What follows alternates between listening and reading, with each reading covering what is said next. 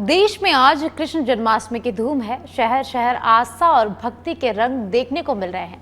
इस बार जन्माष्टमी पर रात्रिकाल में लड्डू गोपाल की पूजा का शुभ मुहूर्त क्या होगा और श्री कृष्ण का जन्म कराने और विधिवत पूजा के लिए भक्तों को कितना समय मिलेगा और क्या है कृष्ण जन्माष्टमी का महत्व और अर्थ, जानेंगे पंडित राजकुमार चतुर्वेदी जी से। तो पंडित जी, आपका बहुत बहुत स्वागत है। आपको जन्माष्टमी की ढेरों शुभकामनाएं। आज जन्माष्टमी का दिन है। सबसे पहले तो ये बताइए, क्या महत्व है जन्माष्टमी का? स्वागतम कृष्णा, सुस्वागतम कृष्णा के साथ आप सब लोगों को जन्माष्टमी की हार्दिक शुभकामनाएं, बधाई।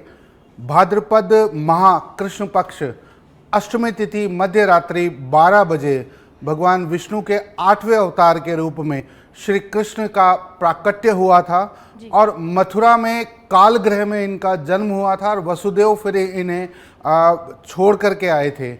तो यह भगवान श्री कृष्ण का जन्म का प्रादुर्भाव है। घर घर में गोपाल के रूप में, जी हाँ, घर घर में लड्डू गोपाल के रूप में भगवान श्री कृष्ण की आज पूजा आराधना होगी। और जिस प्रकार आप ये देखिए कि आपका अगर बर्थडे होता है तो हम उस बर्थडे में भी बड़े भिन्न भिन्न तरह के आयोजन करते हैं, नवीन वस्त्र पहनाए जाते हैं, चीज़ें की जाती हैं। तो अगर वैसे ही अगर हम देखें तो आज पूरे घर को, पूरे नगर भर में हर घर में मंगल द्वार के रूप में घर के मुख्य द्वार पर अशोक के पत्तों की बांदरवाल, जिसे हम तोरण कहते हैं, वह सजाई जाएगी, रंगोली मनाई जाएगी और बुराई पर अच्छाई के प्रतीक के रूप में, क्योंकि राजा कंस को मारकर भगवान श्री कृष्ण ने उस वक्त सबको उपकृत किया था और धर्म की स्थापना की थी, साथ ही असत्य पर सत्य की विजय हुई थी। और इसी के साथ उन्होंने हम सबको प्रेम, करुणा, प्रकृति प्रेम, अगर आप देखें तो जो प्रकृति से आज हम लोग प्रेम कर रहे हैं, वृक्ष को हम बचा रहे हैं या गोमाता की हम सेवा कर रहे हैं, साथ ही गिरिराज धरण की जो हम परिक्रमा लगाते हैं, यह सारी चीज़ें हमको भगवान श्री कृष्ण ने ही सिखाई। साथ ही उन्होंने जो सबसे बड़ा मूल मंत्र हमें दिया वह दिया कर्मण्येवाधिकारस्य, यानी कर्म करिए और कर्म के बिहाफ पर इन सारी चीज़ों की आप देखिए कि आपने क्या करना है, फल ईश्वर पर छोड़िए, क्योंकि उनका कहना था कि भगवान आपको देख रहा है, ईश्वर का समर्पण भाव रखिए, ईश्वर के प्रति सच्ची श्रद्धा उन्होंने रखी। और इस आज के दिन किस तरह से पूजा करनी चाहिए, क्या विधि होनी चाहिए, किस समय किस किस सामग्री के साथ करनी चाहिए?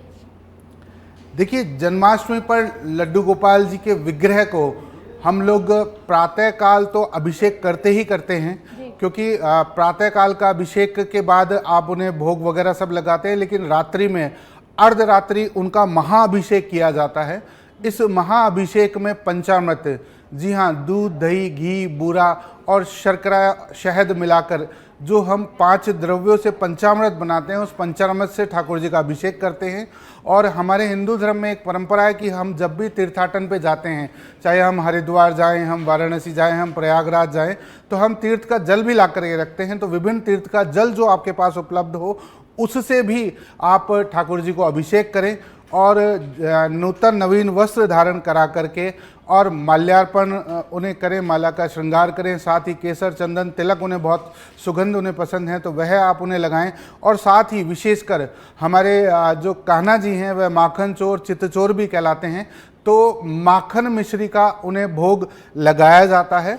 और इसी दिन, साथ आज के दिन धनिये की पंजीरी का विशेष महत्व है, धनिये की पंजीरी का उन्हें भोग लगाया जाता है। और पूरे दिन भर सनातनी वैष्णव जो हैं वह व्रत रखते हैं और रात्रि में घंटे घड़ियाल बजाकर भगवान श्री कृष्ण की महाआरती कर, एक तरीके से उनका जन्मोत्सव मनाकर कि नंद घर आनंद भयो, जय कन्हैया लाल की, ये करते हैं। और पूरे दिन भर व्रत का पारण करते हुए, कुछ लोग तो निर्जल रह के व्रत करते हैं और कुछ लोग सागार के साथ व्रत करते हैं और पूरे दिन भर वह ओम नमो भगवते वासुदेवाय का जाप करते हैं। जी, जैसा कि आपने बताया कि श्री कृष्ण विष्णु भगवान के 8वें अवतार हैं, श्री राम भी विष्णु के अवतार हैं, तो दोनों की पूजा में किस तरह का अंतर होता है या फिर दोनों सेम होती है? नहीं, देखिए, दोनों में बहुत अंतर है।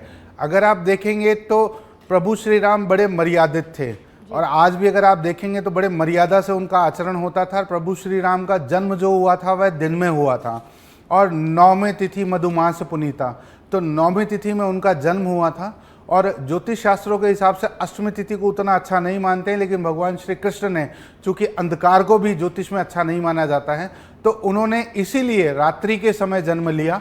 अष्टमी तिथि अर्धरात्रि में भगवान श्री कृष्ण का जन्म हुआ। जिस प्रकार प्रभु श्री राम ने हर नियम वचन की पालना की कि प्राण जाए पर वचन न जाए, उसी प्रकार अगर आप देखें तो प्रभु श्री कृष्ण थोड़े से नटखट रहे और उन्होंने जो जैसा किया उसको वैसा ही उन्होंने जवाब दिया। अगर आप भागवत कथा भी अगर देखें तो भागवत कथा पूर्ण संपूर्ण जीवन का सार है। वहाँ भी अगर आप देखें तो आनंद जो रस बरसता है, श्री कृष्ण का मतलब है जीवन का रस, क्योंकि श्री कृष्ण इकलौते थे जो 16 कलाओं से परिपूर्ण थे। और श्री कृष्ण के जन्म के साथ ही भागवत में भी नटखट लीलाएं होती हैं। आप अगर देखें तो जन्माष्टमी का महापर्व जो है यह हमारी लीलाओं का ही पर्व है, हमारे जनमानस में बसा हुआ है।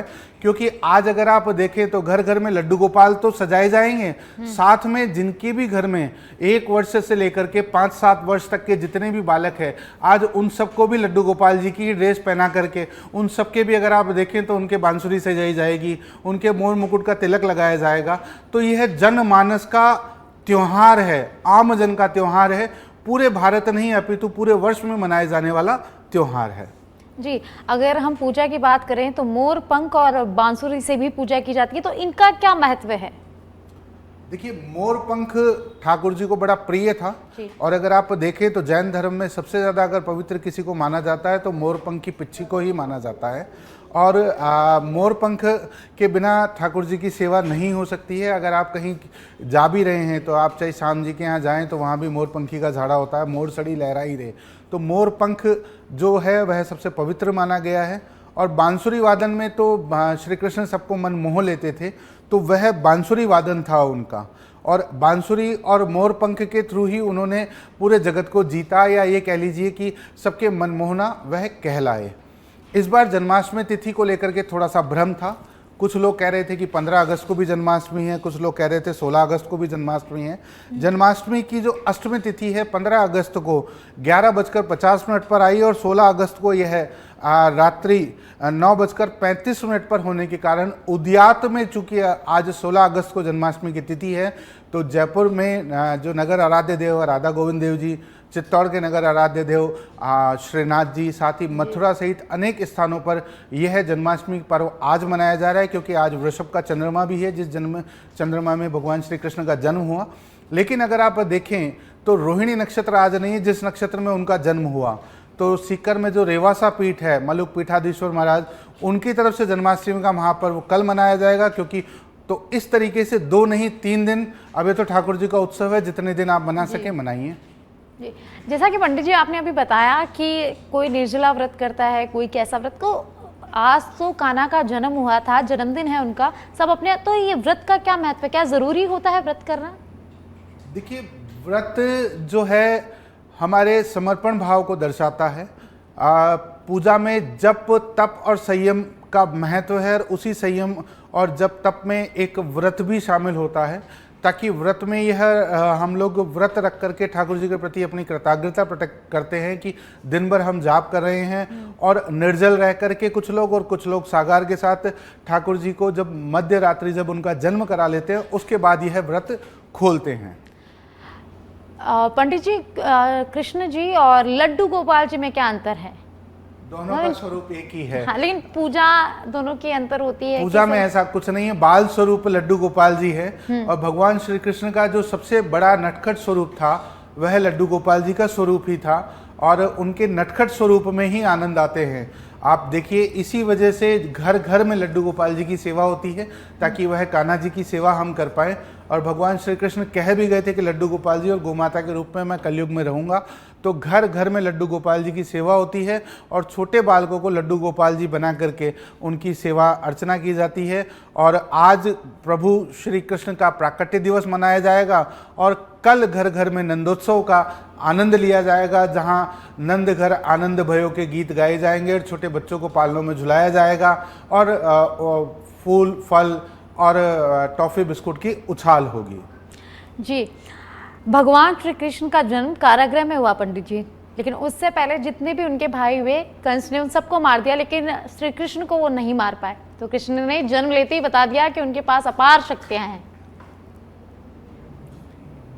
जी हाँ, भगवान श्री कृष्ण, जैसा मैंने अभी आपसे कहा कि द्वापर युग में भगवान विष्णु के 8वें अवतार के रूप में उनका जन्म हुआ, तो कारागृह में उनका जन्म हुआ, लेकिन उसी वक्त इतनी अपार शक्तियाँ हुई और नदी के उफान के बीच में भी उन्हें बाकायदा कालिया नाग ने संरक्षण दिया।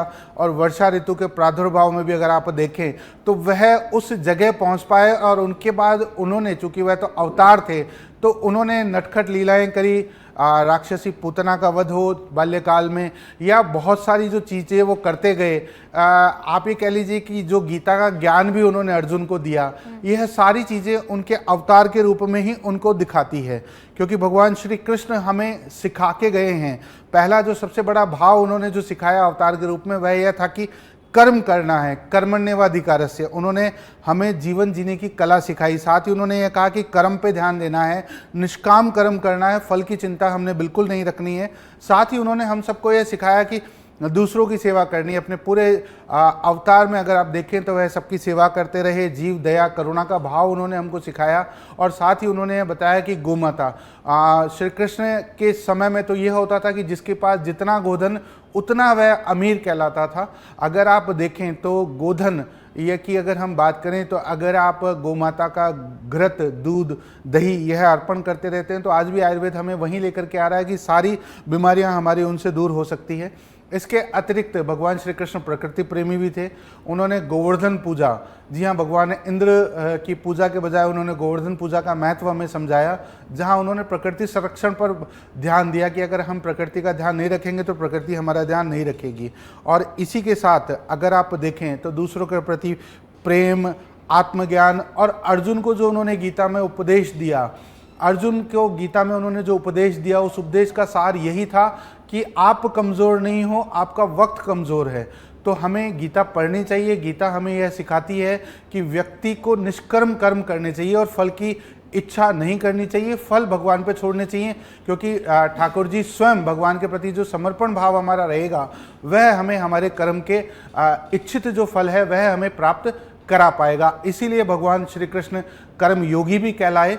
और आप देखेंगे तो साइकेट्रिक विभाग में मुख्य पुस्तक के रूप में गीता पढ़ाई भी जाती है, क्योंकि गीता हमें आत्मज्ञान देती है और भगवान श्री कृष्ण का जो जन्म है वह हमें आत्मज्ञान के लिए ही हुआ।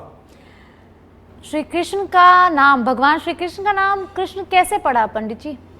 देखिए, भगवान श्री कृष्ण की अनेक लीलाएं जो वो करते रहे, और थोड़े से अगर आप देखें तो थोड़े सांवले थे।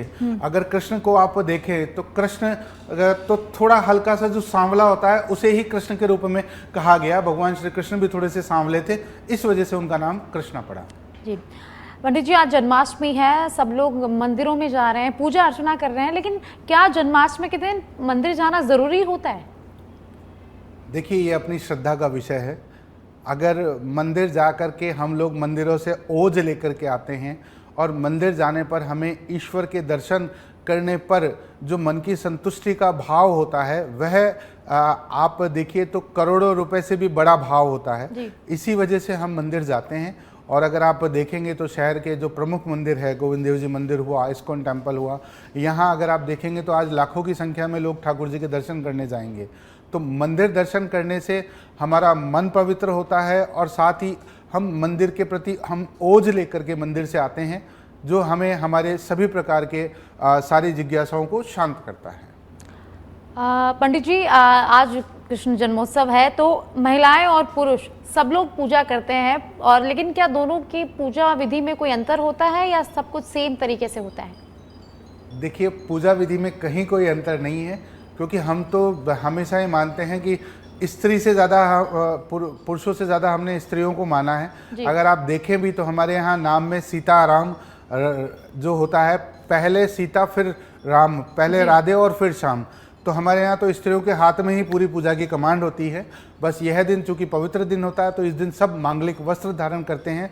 प्राय लाल चटक रंग के या ओजरिया या पीला सुहाग वस्त्र इस दिन धारण किया जाता है, क्योंकि यह हमारे सबसे प्रमुख उत्सव में से एक है, जिसे घर घर में मनाया जाता है। तो श्री कृष्ण जन्माष्टमी आज है, तो श्री कृष्ण के जीवन से क्या सीख हमें मिलती है पंडित जी? भगवान श्री कृष्ण हमें जीवन जीने की कला सिखाते हैं। अगर आप देखें तो 16 कलाओं के वह धारक थे और हर तरीके का जीवन उन्होंने जिया।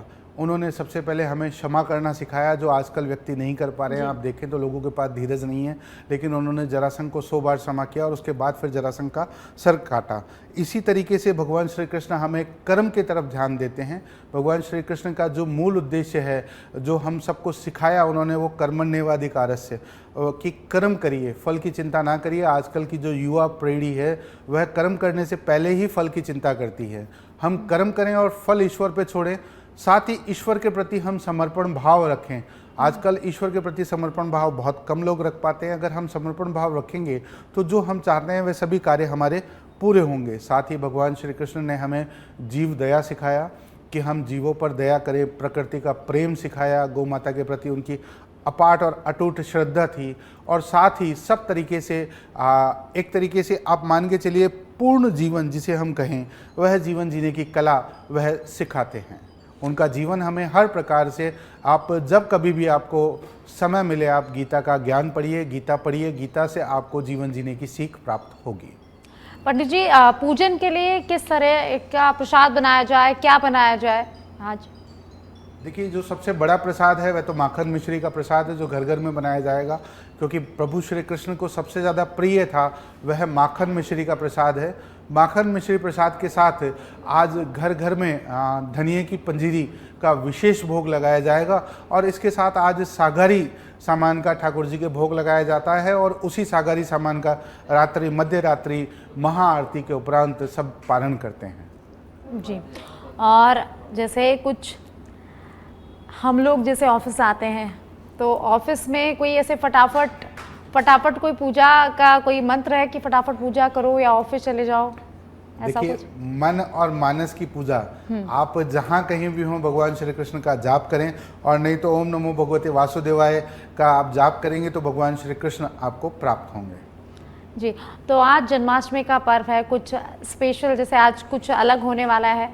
जयपुर में गोविंद देव जी आराध्य मंदिर है, वहाँ सुबह से लोगों की कतारें लगी हुई हैं, लोग वहाँ भीड़ वहाँ उमड़ रही है पंडित जी सुबह से, तो उस मंदिर के बारे में आप क्या कहना चाहेंगे? देखिए, जयपुर का आराध्य देव है वह तो, और आराध्य देव के यहाँ हर कोई जाना चाहता है। बहुत बड़ी उन्होंने व्यवस्था रखी है, पिछले काफ़ी दिनों से वो लोग सब लोगों को ढंग से दर्शन हो पाए, इस चीज़ की पूरी व्यवस्था में है, और आज बहुत हज़ारों की संख्या में वहाँ सेवागार भी लगे हुए हैं। तो गोविंद देव जी के दर्शन आप सब भी करें। और इसके अतिरिक्त अगर आप देखें तो आजकल तो हम सबके पास मोबाइल के रूप में नारद मुनि मौजूद हैं कि प्रातःकाल ही गोविंद के जितने स्वरूप हैं उन सब के हमको दर्शन हो पाते हैं।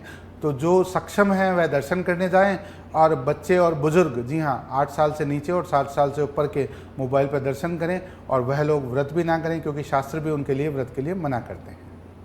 जी, बहुत बहुत धन्यवाद पंडित जी आपका, हमारे दर्शकों को ये जानकारी देने के लिए, हमें जानकारी देने के लिए, हमारे यहाँ आने के लिए।